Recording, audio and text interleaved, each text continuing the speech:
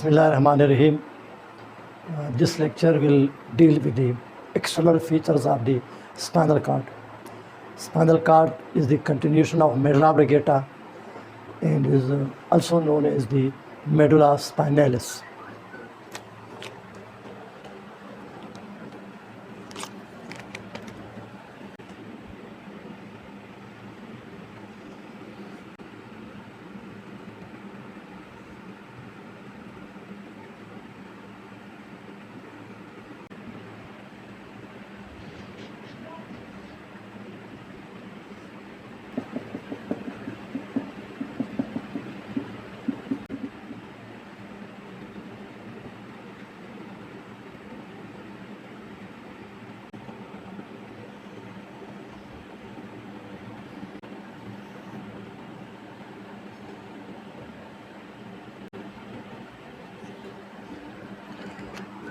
This is a lateral view of the axial skeleton, that is a section through the skull and the vertebral column. So inside the skull is the cranial cavity.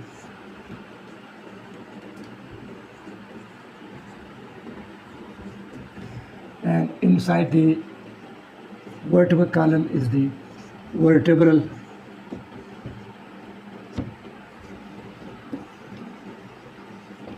canal. The cranial cavity is occupied by brain.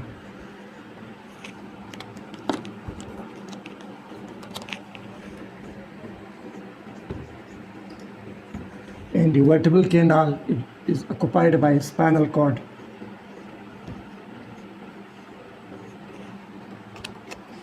This is a longitudinal section, lateral view of the skull in the vertebral column. Now spinal cord, it starts at the lower margin of the foramen magnum.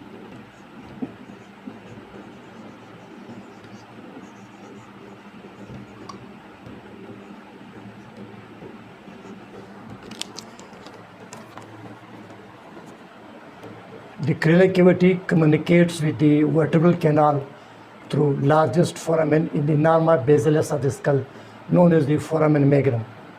So the spinal cord starts below the foramen magnum. The lower part of the medulla oblongata is in the foramen magnum. So content of the foramen magnum is lower end of the medulla oblongata, not spinal cord. Why? Because spinal cord starts just below the lower margin of the foramen magnum. So spinal cord is the continuation of medulla oblongata at the lower margin of the foramen magnum. Now spinal cord occupies the upper two-thirds of the vertebral canal.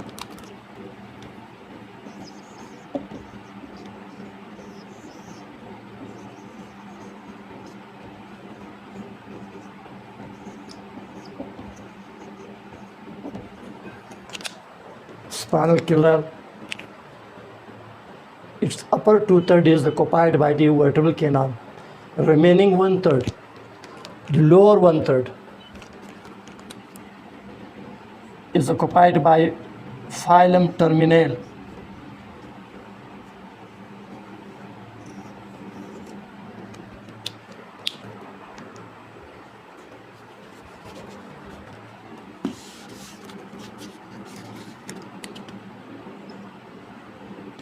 Lower one-third of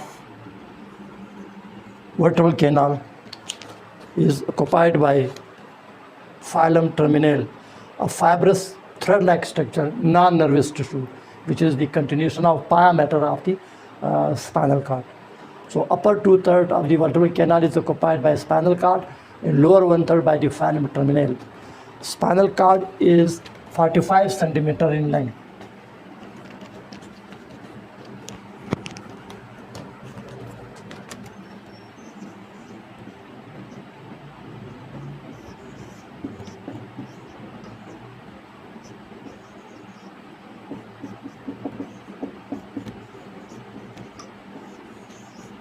.45 centimeter in length. Spinal cord length is 45 centimeter and Filum terminale is 20 centimeter in length.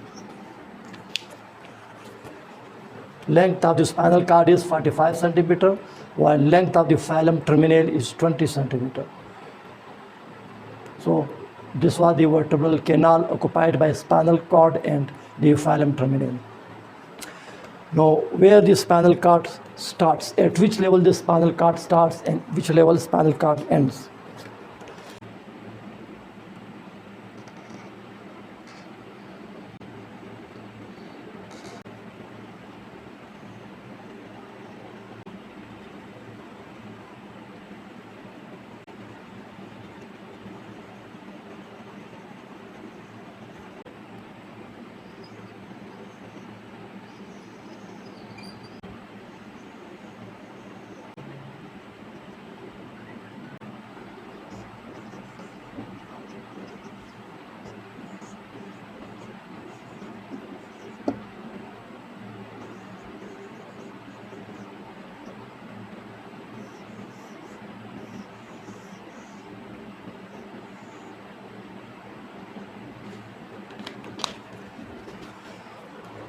Now, spinal cord starts as a continuation of medulla oblongata.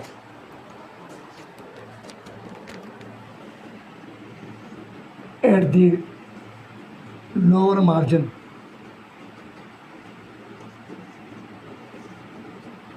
of foramen magnum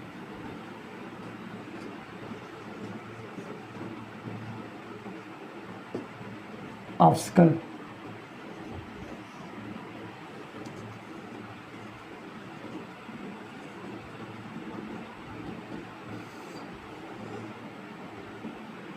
Starts just above the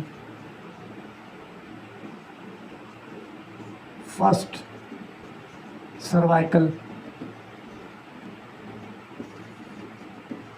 spinal nerve. It starts just above the first pair of cervical spinal nerve. Now, at which level the spinal cord starts?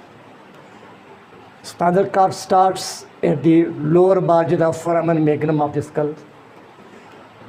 Starts just above the first cervical spinal nerve. Starts about the first cervical vertebra. First cervical vertebra. That is the atlas. The spinal cord starts just above the first pair of cervical spinal nerve. Now, in different books, these are different description of the beginning of the spinal cord. All are same, but in different books, these different points are given that at which level the spinal cord starts.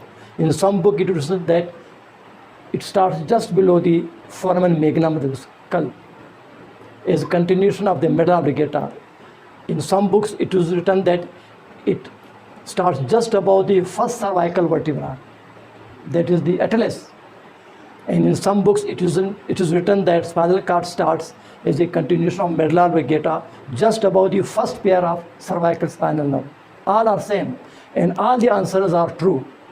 So you should know all these three definitions, that at which level the spinal cord starts. Now, in this diagram, you can see the vertebral canal containing the spinal cord. Upper 2/3 of the vertebral canal is occupied by spinal cord, and lower 1/3 by filum terminale, a thread-like structure.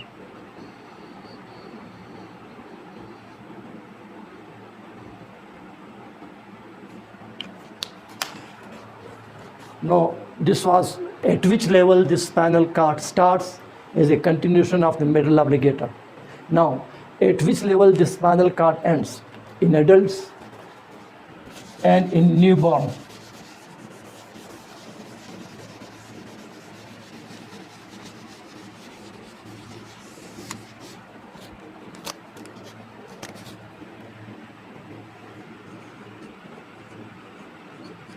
In adults, spinal cord ends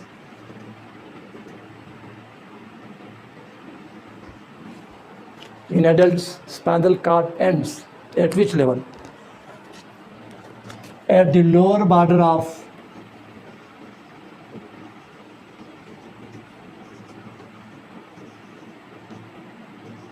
first lumbar vertebra.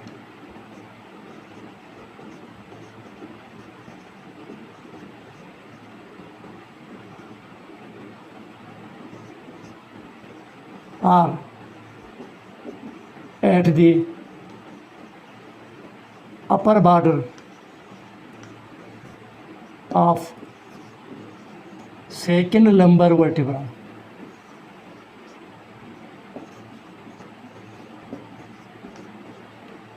Or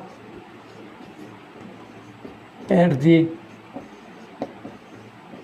level of intervertebral disc.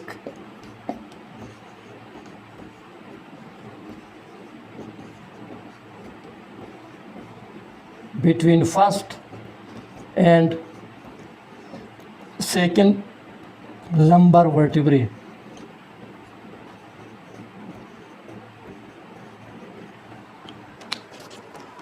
Where the spinal cord ends, clinically it is very important. Now, where the spinal cord ends in adults, it ends at the lower border of first lumbar vertebra or at the upper border of the second lumbar vertebra or at the level of intervertebral disc between the first and second lumbar vertebrae.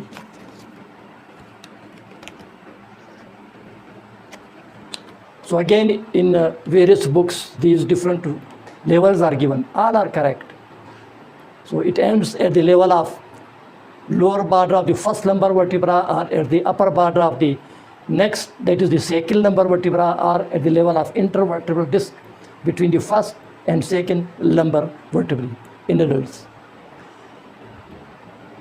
Now this termination of the spinal cord in adults is of clinical importance because sometimes you have to inject some medication into the subarachnoid space, or you have to extract the cerebrospinal fluid from the subarachnoid space for investigation purposes, or you inject anesthesia into the subarachnoid space for lumbar anesthesia. So you should inject, or one should inject pass the needle of the syringe in that part of the vertebral canal where the nervous tissue is absent, that is spinal cord is absent. So we know that the spinal cord ends at the level of upper border of second vertebra or lower border of the first lumbar vertebra. Therefore, passing a needle into the subarachnoid space between second and third lumbar vertebrae is safe. Passing of needle between second and third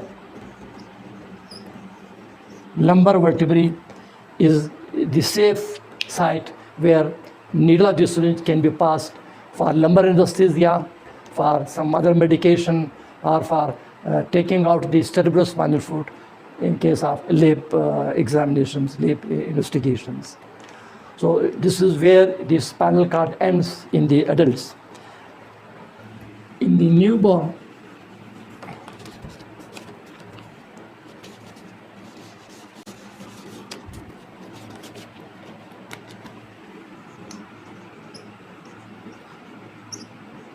spinal cord ends at the level of upper border of third lumbar vertebra. Upper border of third lumbar vertebra.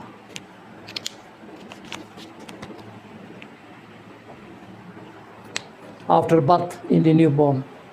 But in the adult, at the age of 20 or about 20, it entered the level of first or second lumbar vertebra. So this is how the spinal cord ends and the spinal cord starts.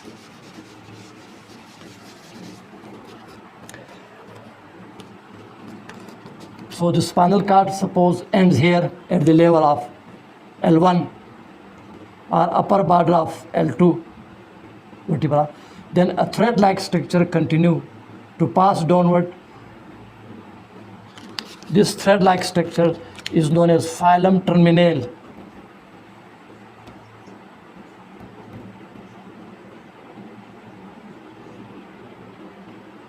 And it is here attached to the first piece of coccyx.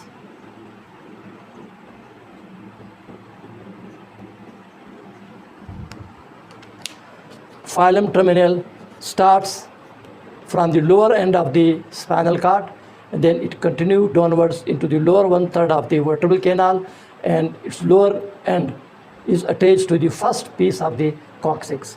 This thread-like structure, non-nervous tissue, is known as the filum terminale.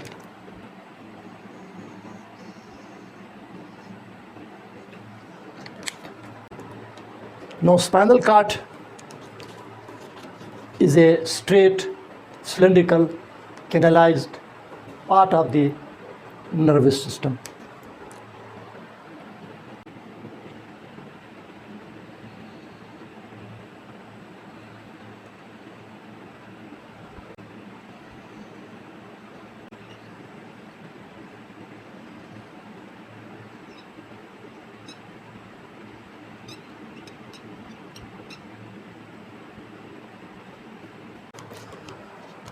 Spinal cord shows some curvatures.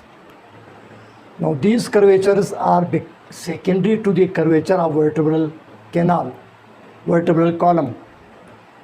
Spinal cord, if you remove from the vertebral canal, it is straight. But when the spinal cord is inside the vertebral canal, it shows curvatures. And these curvatures are secondary to the curvature of the vertebral column. This is vertebral column. Inside vertebral canal, you can see the vertebral column and vertebral canal, they are not straight, they show curvatures. So when the spinal cord is inside, this is vertebral column, and inside the vertebral canal, this is spinal cord, and this is the filum terminale. Now, can you see the spinal cord shows different curvatures. So these curvatures of the spinal cord are secondary to the curvature of the vertebral column. When you remove the spinal cord from the vertebral column, it will be a straight cylindrical structure. Now here you can see different curvatures which are secondary to the curvature of the vertebral column. This is cervical curvature.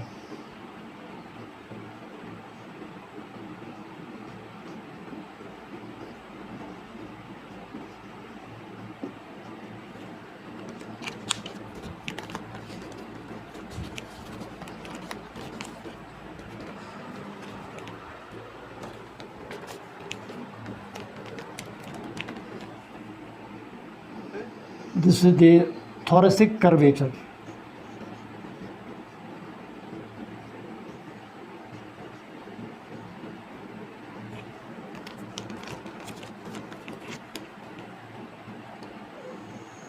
This is lumbar curvature.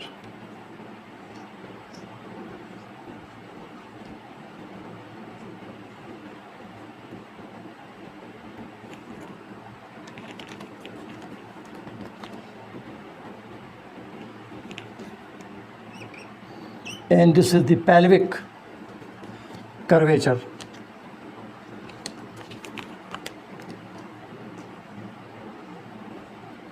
Pelvic or sacral curvature.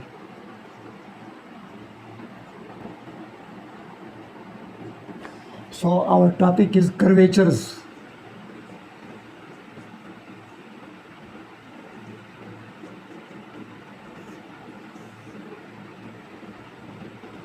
Of the spinal cord, curvatures of the spinal cord which are secondary to the curvature of the vertebral column.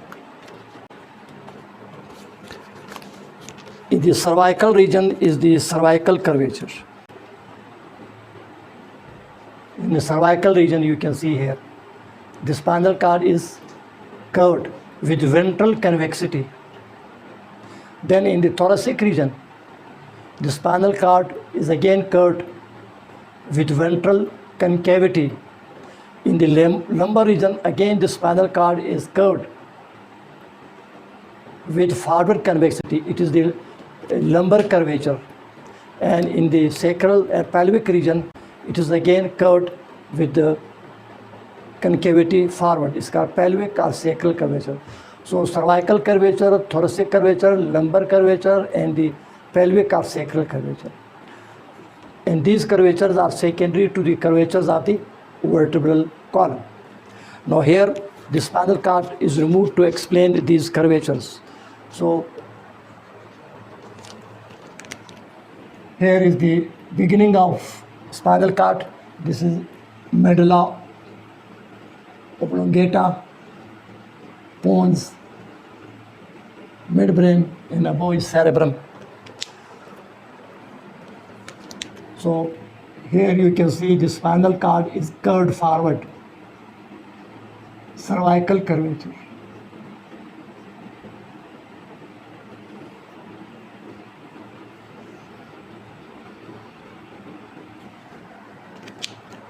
Then in the thoracic region, the spinal cord is again curved. It is not straight, but with forward convexity.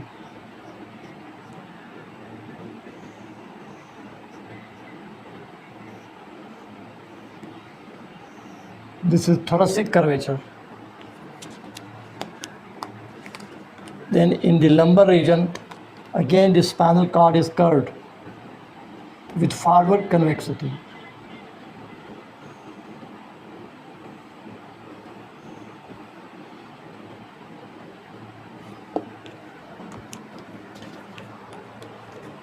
In the pelvic region, it is again curved with forward concavity.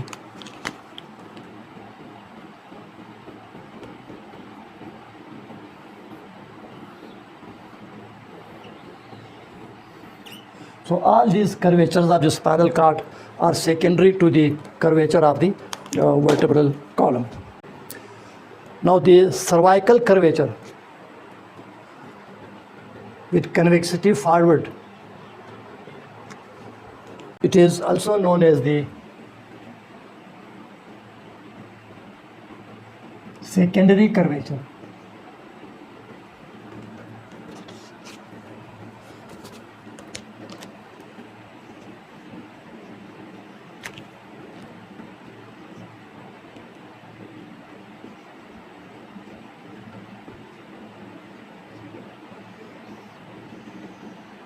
Cervical curvature is also known as the secondary curvature. The thoracic curvature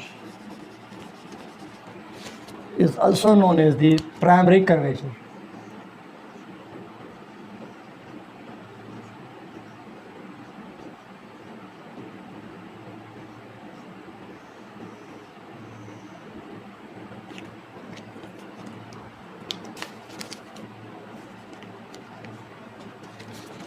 Lumbar curvature, it is also known as the secondary curvature.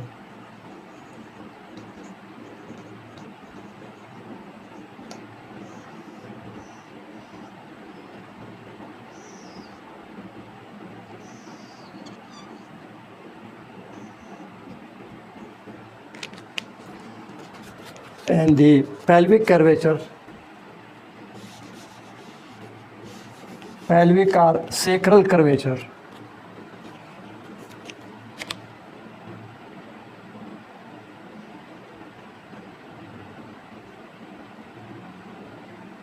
Is also known as the primary curvature.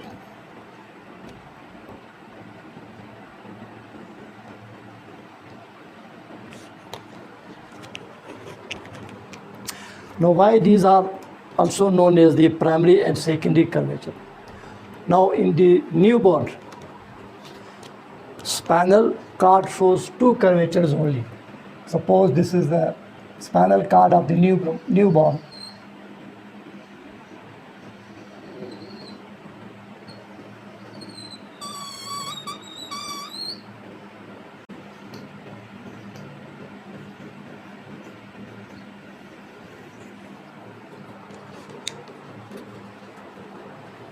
There are two curvatures only.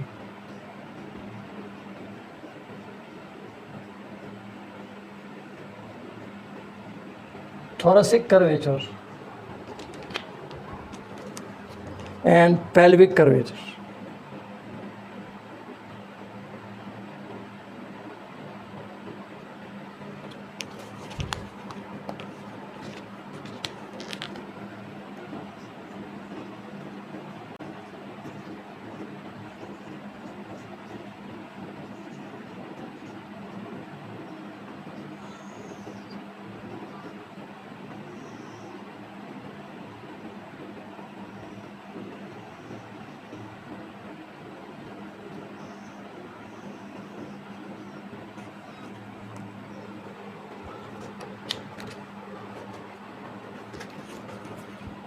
And the second one is the pelvic or sacral curvature.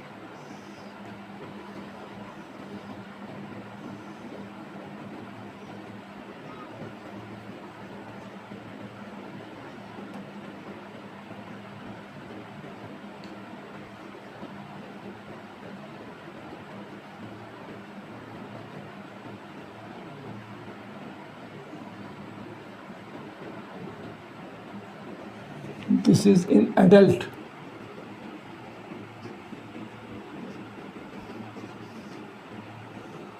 Or in children. But when the baby is born, then there are only two curvatures. In the cervical region, the spinal cord is straight.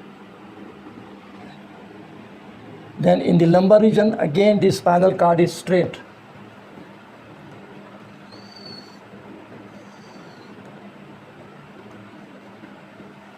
So only two curvatures are present in the newborn. Thoracic curvature, which is concave forward, just like in children and adults. And pelvic curvature, which is again concave forward, just like in children and adults. But in the cervical region and the lumbar region, the curvatures are absent. Spinal cord is straight in the region of lumbar region.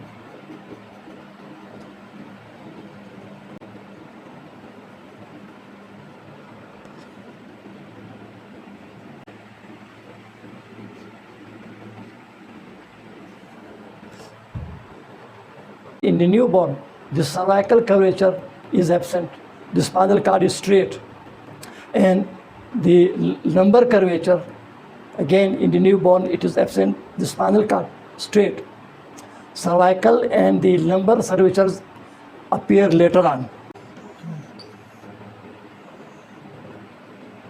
Cervical curvature appears when the baby starts his or her head upright. Then the cervical curvature appear. It usually occurs at the age of 3rd or 4th month in case of a newborn. And the lumbar curvature, it appears when the child tries to stand and start to walk. Then the lumbar curvature appears.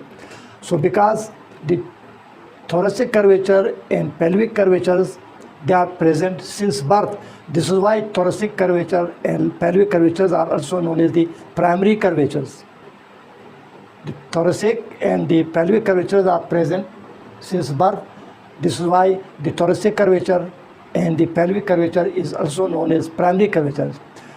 Now, because the cervical curvature and lumbar curvature, these appear later on after birth in a newborn.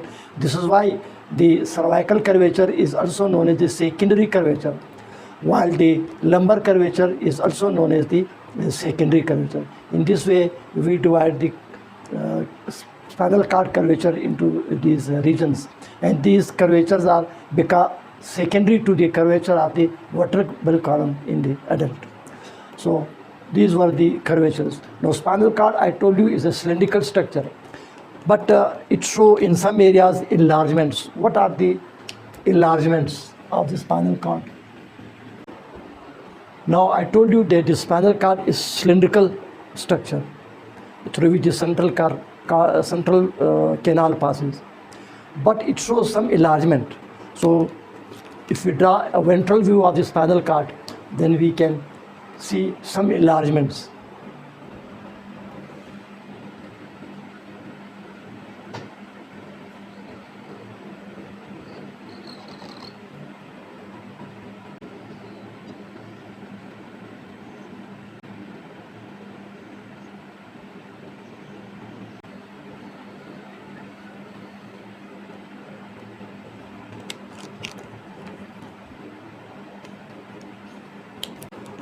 So a ventral view of the spinal cord, you can see in spite of the fact that it is cylindrical in shape, it shows some enlargements. From its lower end, the filum terminale extend downward. Now here in the cervical region, there is enlargement. This is called cervical enlargement.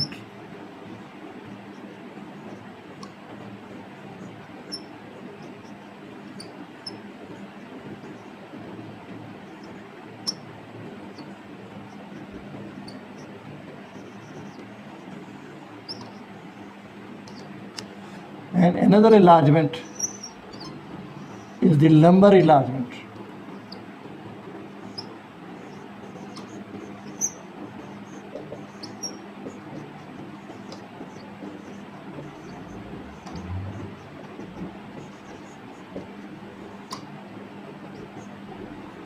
At the lower end, again the spinal cord expands.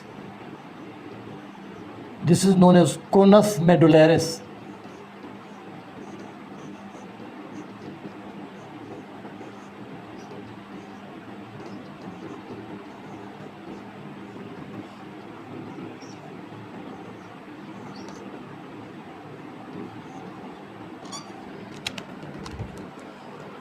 It is cylindrical in shape. It is straight because it is outside the vertebral column. It shows some enlargements. Number one, cervical enlargement. This enlargement is at the level of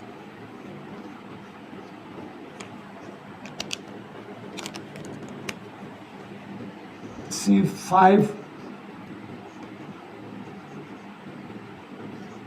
to C8.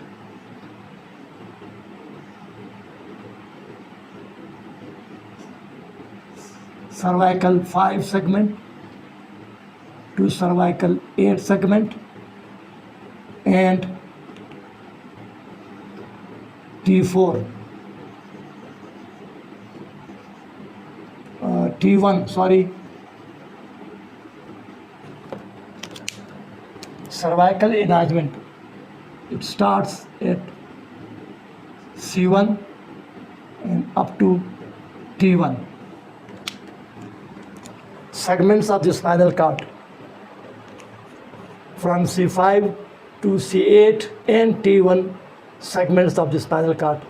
At this level of spinal segments, the spinal cord is enlarged, called the cervical enlargement of the spinal cord.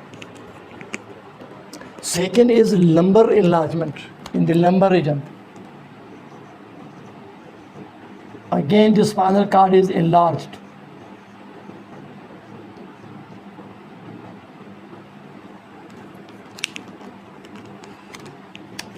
It is from L1 segment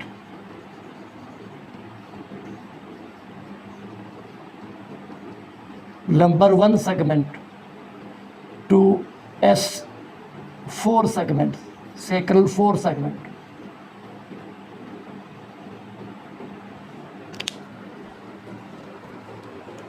From lumbar 1 up to S4, lumbar 1, 2, 3, 4, lumbar 5, then sacral 1, 2, 3 and sacral 4 segments of the spinal cord. Again, the spinal cord is enlarged. This is known as the lumbar enlargement. Then again, when the spinal cord terminates, it terminates into a expanded end known as the conus medullaris. So these are the enlargements: cervical enlargement, lumbar enlargement, and at the lower end expands to form conus medullaris, from the bottom of which filum terminale extend downwards.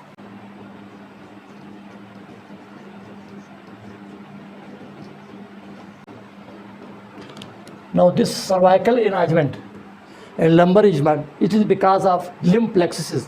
Why? Because in the cervical region, this is the origin of brachial plexus.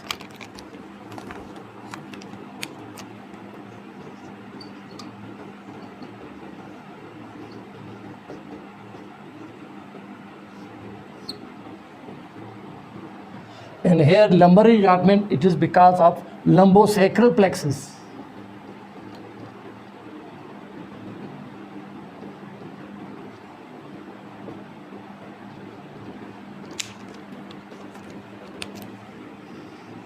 cervical enlargement is due to origin of brachial plexus which innervate the upper extremity, and the lumbar enlargement, it is because of the origin of lumbosacral plexus,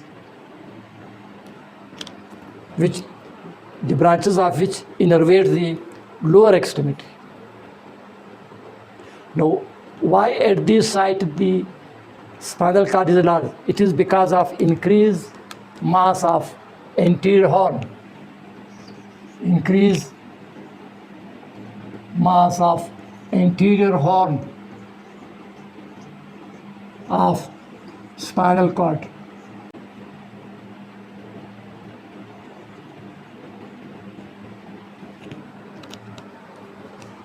At this level, you know the spinal cord gray matter is divided into anterior horn and posterior horn. The gray matter of the anterior horn is enlarged, is larger in amount. Therefore, at this level, the spinal cord show enlargement known as the cervical enlargement, and these segments of the spinal cord give origin to the brachial plexus, which innervate the upper limb. Then again here in the lumbar region, the spinal cord is again enlarged. It is again because of increase in the size of anterior horns of the gray matter of the spinal cord, which give origin to the lumbar and sacral plexuses. Then at the lower end again, before termination, the spinal cord enlarges, and it is known as the conus medullaris, from the bottom of which Filum terminale descends. So these are enlargements of the spinal cord.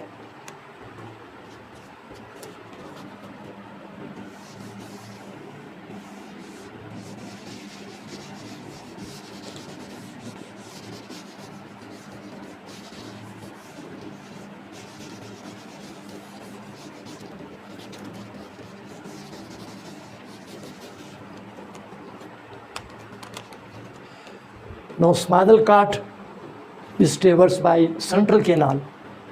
So again, if we cut a section through the spinal cord,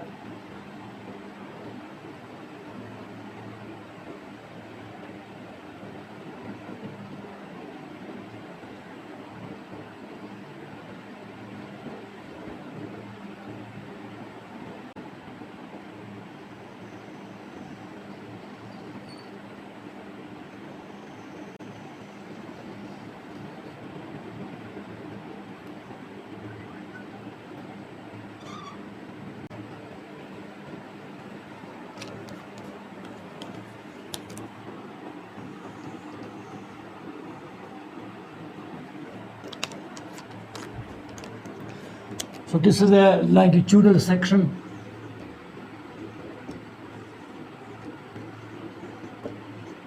through spinal cord.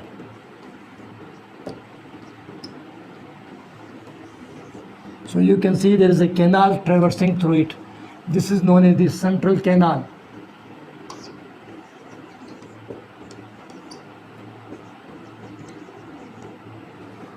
It is continuous with the central canal of medulla oblongata. This canal is lined by a pendama, and through it the cerebrospinal fluid circulate. Now at the level of conus medullaris,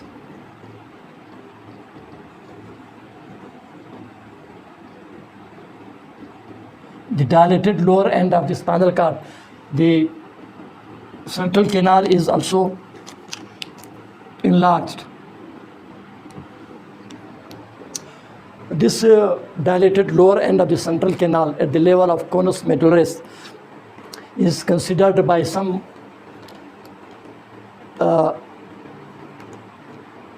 that it is the fifth ventricle. You know, in the brain there are two lateral ventricles, there is a third ventricle, there is a fourth ventricle. So this lower part of the central canal is spinal canal of the spinal cord at the level of conus medullaris. Again, it is expanded, and it is considered as the fifth ventricle of the brain. Now, spinal cord, it is covered by meninges, just like brain.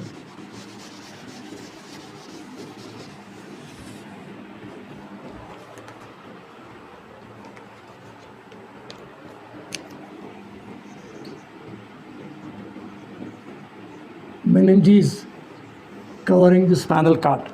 Your brain is covered by pia mater outside pia mater is the arachnoid mater, and still outside the arachnoid mater is dura mater. Between pia mater and arachnoid mater is the subarachnoid space through which the CSF flows. And between the arachnoid mater and dura mater, there is a potential space. And that potential space is still lubricated by thin film of fluid. Now these meninges of the brain through foramen magnum continue to cover the spinal cord. So the innermost is the pia mater, which closely invests the spinal cord.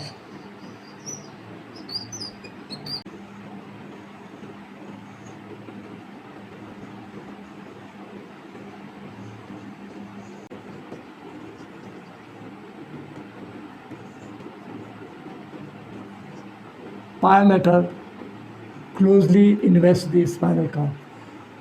The pia mater of the brain through the foramen magnum continue to cover the spinal cord and is closely attached to the surfaces of the spinal cord.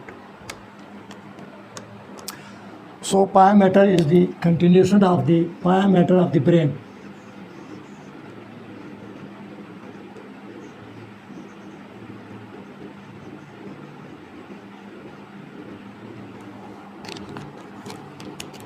This is the beginning of the spinal cord. The medulla oblongata and rest of the part of the brain are not shown.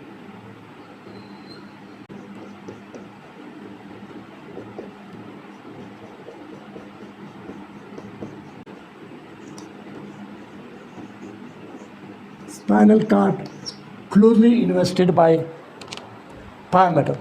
Now, below the conus medullaris, what happens that the pia mater continue as a thread-like structure known as the Filum terminale.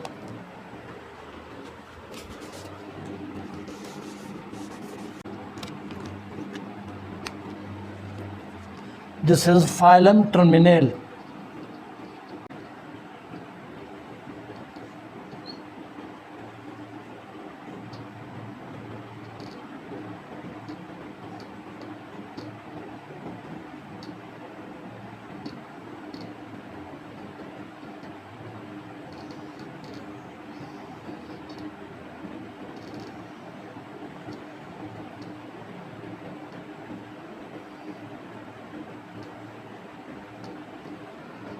Thus, you have seen that Filum terminale is nothing but a continuation of the pia mater, which is connected tissue.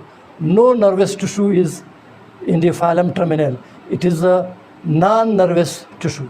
Continuation of the pia mater of the spinal cord, starting at the lower end of the conus medullaris and extend downwards and is attached to the first piece of the coccyx. Then outside the pia mater is the arachnoid mater. It is again continuation of the arachnoid mater of the brain.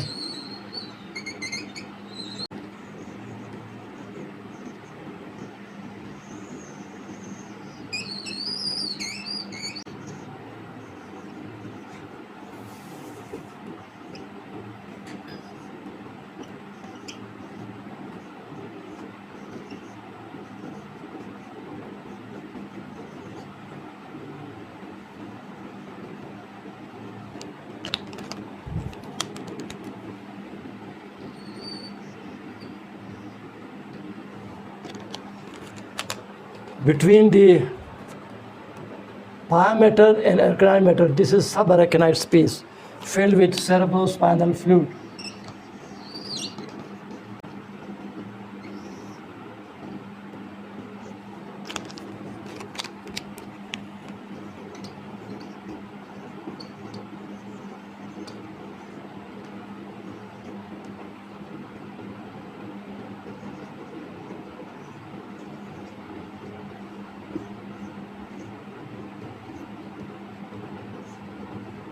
Subarachnoid space through which is cerebrospinal fluid. Still outside is the dura mater.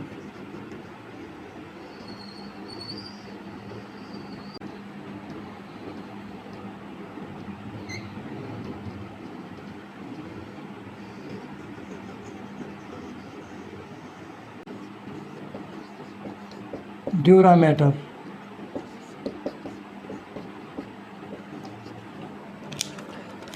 between the dura and arachnoid is a potential space. This is subdural space.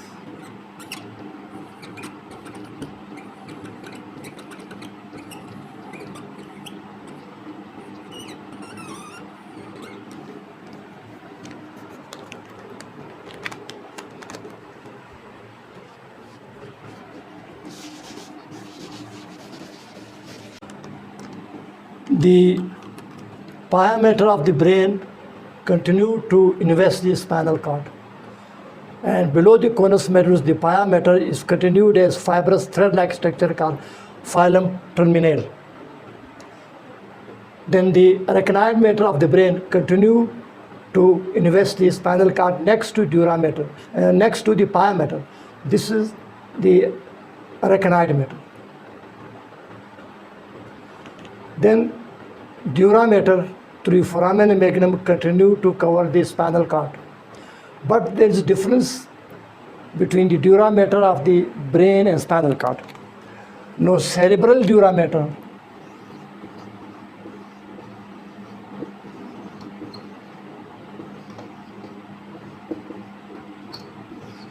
is of two layers. Number one, meningeal layer.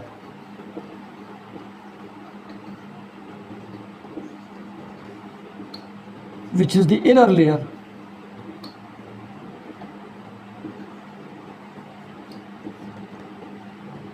And number two is the endosteal layer.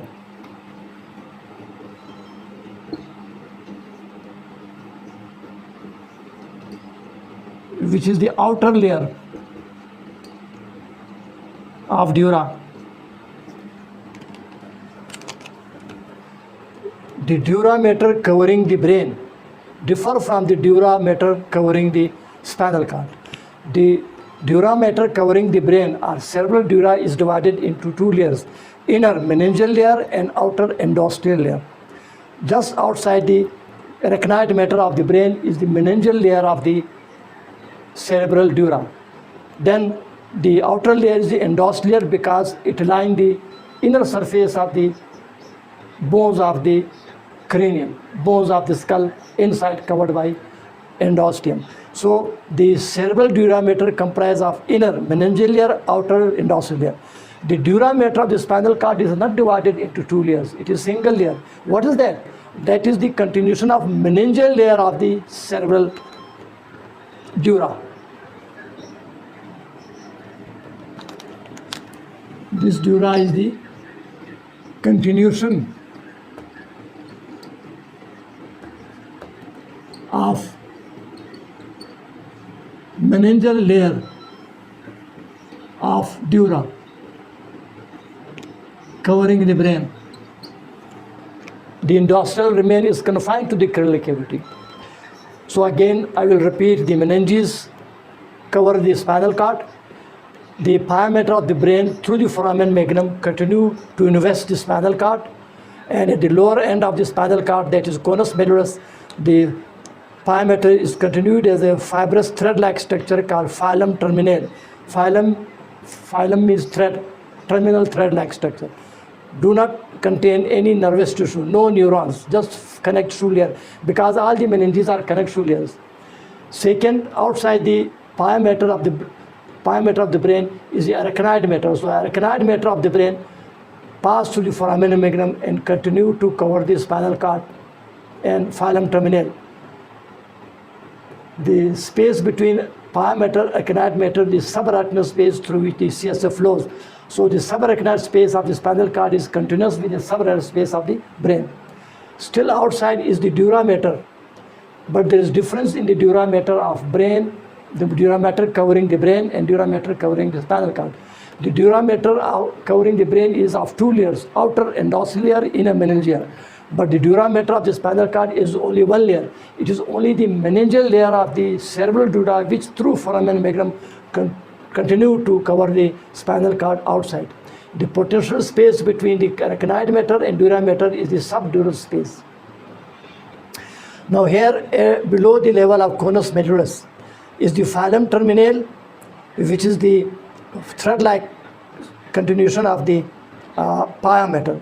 It is divided into two, filum terminale internum and filum terminale externum. I told you filum terminale is 20 centimeter in length. You know the spinal cord I told you is 45 centimeter in length, and the filum terminale is 20 centimeter in length. This we divide into two parts, filum terminale internum and filum terminale externum.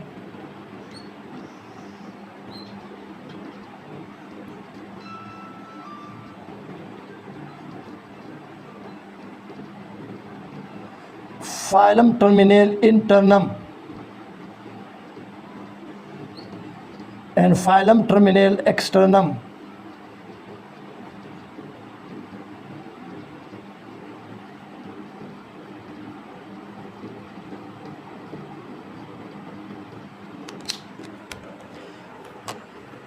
In this way we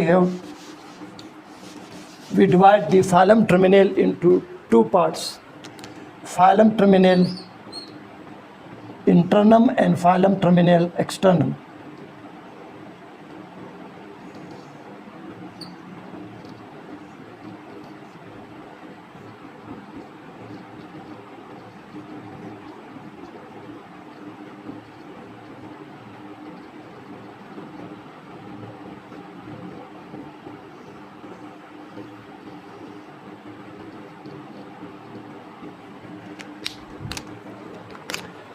So filum terminale at the lower end of conus medullaris, the pyometer continue as a non-nervous silvery thread-like structure made up of fibrous tissue known as the filum terminale. It is divided into two parts, filum terminale internum and filum terminale externum. The pyometer continue as filum terminale, then the arachnoid matter continue to cover the upper part of the filum terminale, and then in the lower part the arachnoid matter fuses with the pyometer. Then the dura matter also continue to cover the upper part of the filum terminale, and in the lower part the dura matter again fuse with the filum terminale, the arachnoid matter and pyometer. So in the upper part, can you see the subarachnoid space continue to cover the upper part of the filum terminale. Therefore upper part of the filum terminale is bathed in the CSF. It is known as the filum terminale internum. But in the lower part, the filum terminale is closely invested by arachnoid matter and dura matter, and there is no subarachnoid space. Therefore the terminal part of the filum terminale is not covered by subarachnoid space. CSF do not follow this. So upper part of the filum terminale, known as the filum terminale internum, is bathed by CSF because the subarachnoid space continue around the filum terminale. And in the lower part, all the three layers of meninges, they are fused together, having no subarachnoid space, no CSF. Therefore the terminal part of the filum terminale is called filum terminale internum. Total length of the filum terminale, I told you, is 20 centimeter.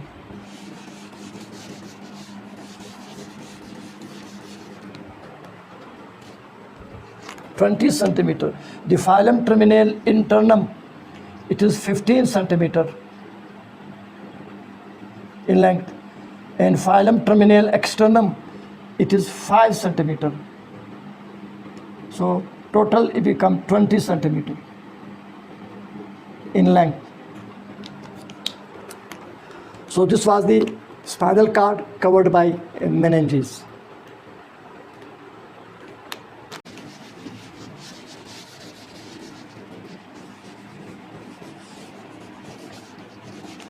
Now our next topic is, what is spinal segment?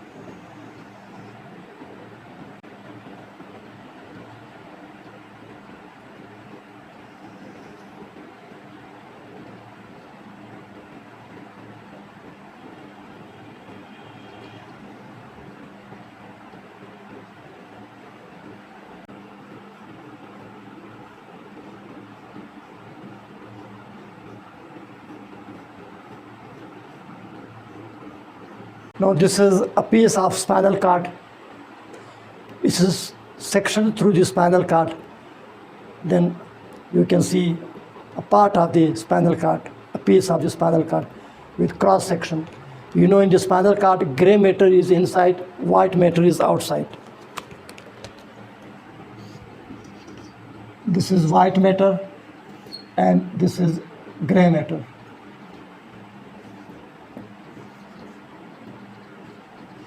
And through the central canal passes. Then anteriorly, this is anterior median fissure.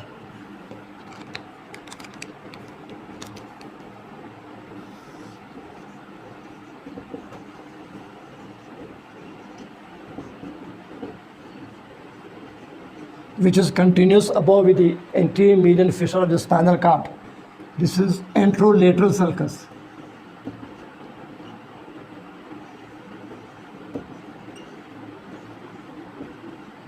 Which is continuous above with the anterolateral sulcus of the medulla oblongata.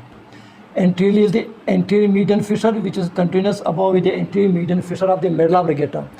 Anterolaterally is the anterolateral sulcus, which is continuous above with the anterolateral sulcus of medulla oblongata. This is posterior median sulcus,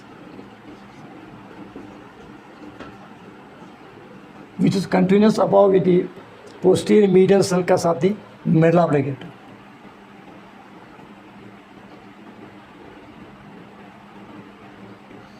And this is posterolateral sulcus.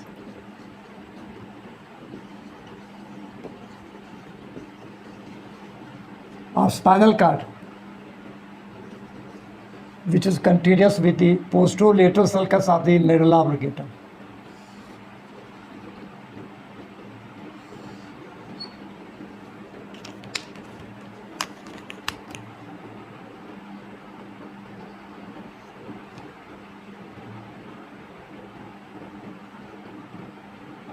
So, from the spinal cord, 31 pairs of spinal nerves originate.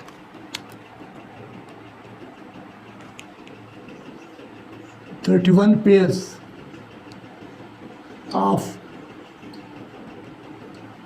spinal nerves originate from spinal cord.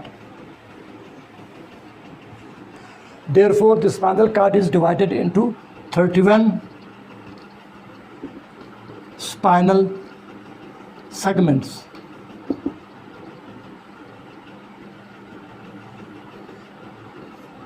Because spinal cord give origin to 31 pairs of spinal nerves, therefore the spinal cord is divided into 31 spinal segments.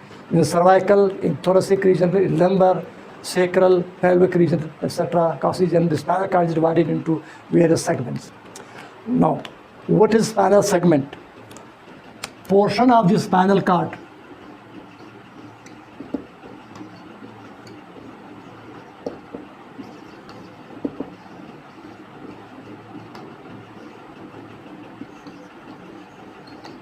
between a pair of spinal nerve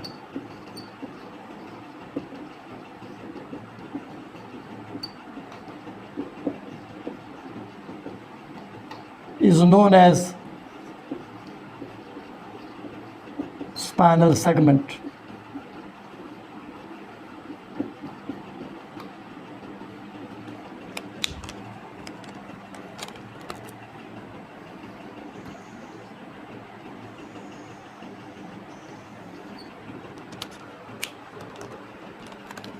Thirty-one pairs of spinal nerves, they originate from the spinal cord. 31 on one side, 31 on the other side. So what is spinal segment? How we will define the spinal segment? Portion of the spinal cord between a pair of spinal nerve is known as spinal segment. For example, the first pair of spinal nerve arises by several rootlets to form a ventral ramus and a dorsal ramus. These rami unite to form spinal nerve.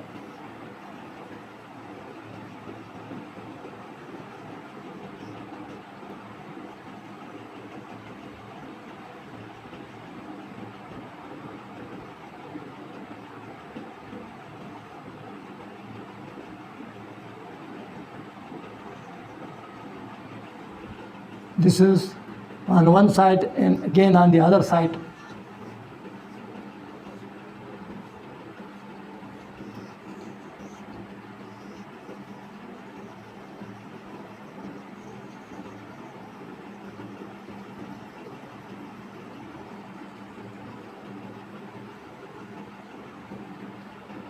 Now, for example, this is first pair of spinal nerve.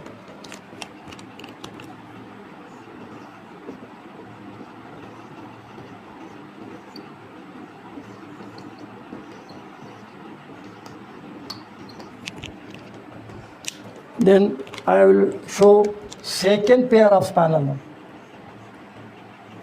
Ventral and dorsal rami originating from anterolateral and posterolateral sulci.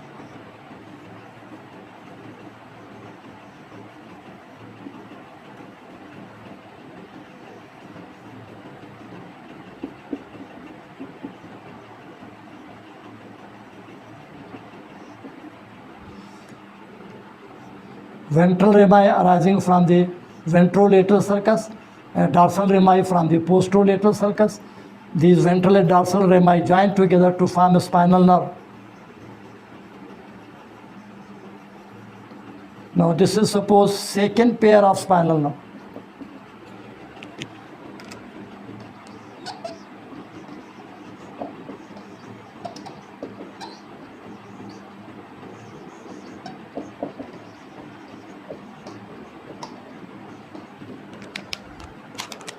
The first pair of spinal nerve, ventral root arising from ventrolateral sulcus, dorsal root arises from dorsolateral sulcus, joined together to form spinal nerve. One on the right side and one on the other side. So this is first pair of spinal nerve. Then below it is the second pair of spinal nerve. Also arises by two rami, ventral rami by several rootlets from anterolateral sulcus and dorsal ramus from posterolateral sulcus. So the ventral and dorsal rami join together to form second pair of spinal nerve, right and left. Now the part of the spinal cord from which a pair of spinal nerve originate is called spinal segment.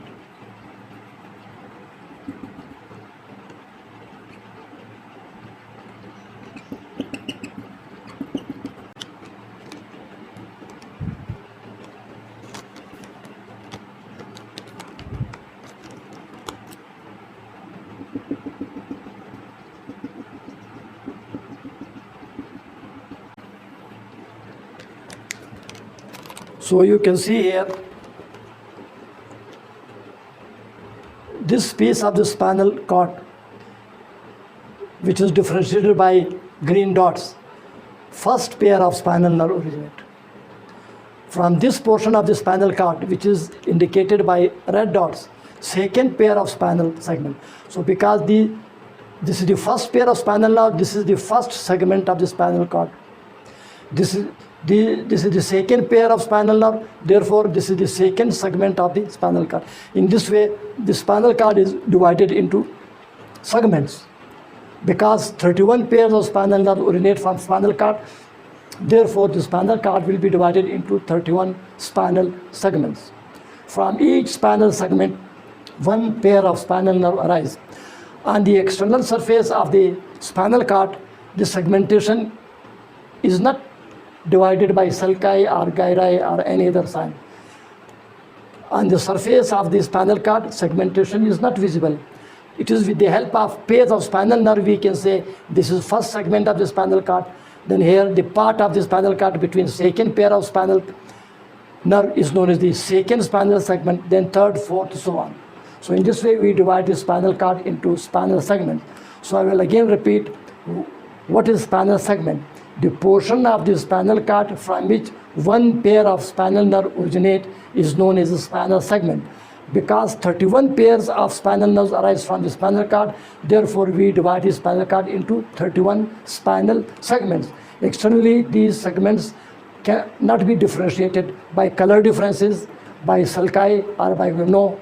It is just smooth, and it is the pair of spinal nerve which will help us to identify that this is which segment of the spinal cord. So these are some of the external features of the spinal cord, and in the next video lecture we will again continue with the remaining part of the external features of the spinal cord. I hope it has helped you a lot. Thank you very much.